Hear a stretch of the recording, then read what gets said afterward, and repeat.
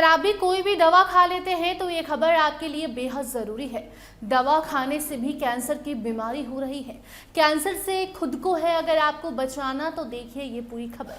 अब नमस्कार, टीवी 12 देख रहे हैं आप और मैं आपके साथ वंदना।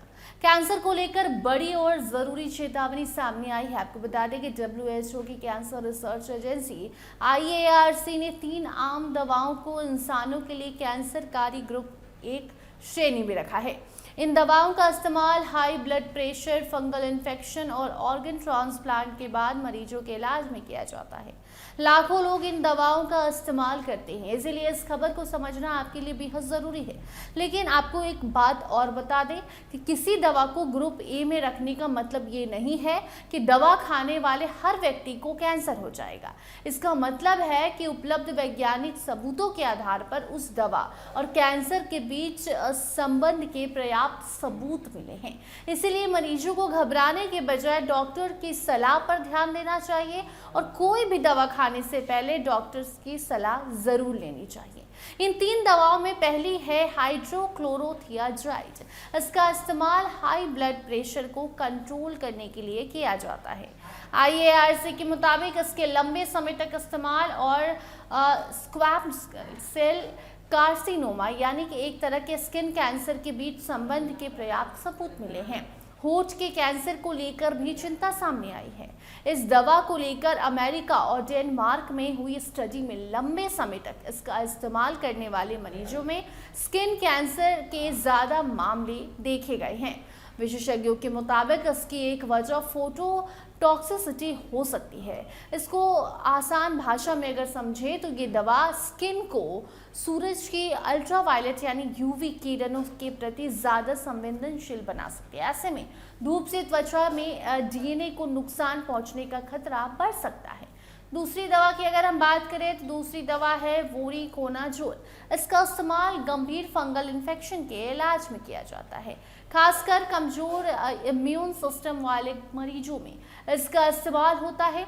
लंबे समय तक वोरिकोनाजोल लेने वाले कुछ ट्रांसप्लांट मरीजों में स्क्वैमैक्स सेल स्किन कैंसर का संबंध पाया गया। इसके पीछे भी फोटोटॉक्सिसिस प्रभाव को एक वजह माना गया है। तीसरी दवा की बात करें तो टैक्रोलिमस, ये दवा ऑर्गन ट्रांसप्लांट के बाद दी जाती है ताकि शरीर नए अंग को रिजल्ट न करे। ये शरीर की इम्यून सिस्टम की गतिविधि को कम करती है। इसी वजह से कुछ तरह के कैंसर का खतरा बढ़ सकता है। आपको बता दें कि टैक्रोलिमस का संबंध नॉन हॉजनिल लिम्फोमा और पोस्ट ट्रांसप्लांट के लिए किया जाता है। हालांकि कुछ दूसरे कैंसर के मामलों में सबूत भी अभी सीमित बताए गए हैं। भारत के लिए ये चेतावनी काफ़ी ज़्यादा ज़रूरी है।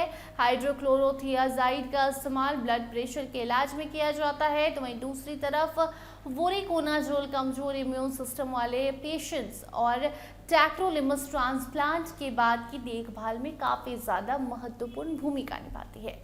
आपको बता दें कि जो डॉक्टर्स हैं और इस मामले में जो रिपोर्ट सामने आई है, रिसर्चर्स हैं, उनका कहना है कि इस खबर के बाद मरीजों को खुद से दवा लेना बंद करना होगा। खासकर ट्रांसप्लांट मरीजों के लिए दवा अचानक बंद करना गंभीर समस्या पैदा कर सकता है। अगर आप इनमें से कोई भी दवा अभी ले रहे हैं तो आपको चिंता है तो अपने डॉक्टर से बात करें और पूछें कि आपके लिए इसका फ़ायदा और नुकसान क्या है।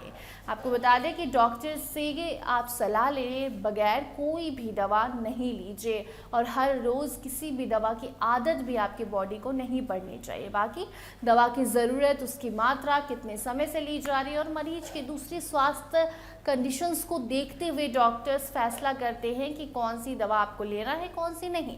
इसलिए डरने की ज़रूरत नहीं है बल्कि सावधानी बरतने की ज़रूरत है। डॉक्टर्स की सलाह के बिना कोई भी दवा लेना बंद कर दीजिए, वरना आगे चलकर आपको काफ़ी ज़्यादा दिक्कत होगी। बाकी ये 3 दवा का नाम जो हमने बताया है उस पर भी फोकस कीजिए। अगर ये दवा आप भी रेगुलर बेसिस पे लेते हैं तो आप अपने डॉक्टर से कंसल्ट कीजिए और उसके बाद ये दवा को कंटिन्यू कीजिएगा, वरना इसे आप छोड़ दीजिए। बाकी इस खबर में इतना ही। देखते रहिए टीवी 12। धन्यवाद।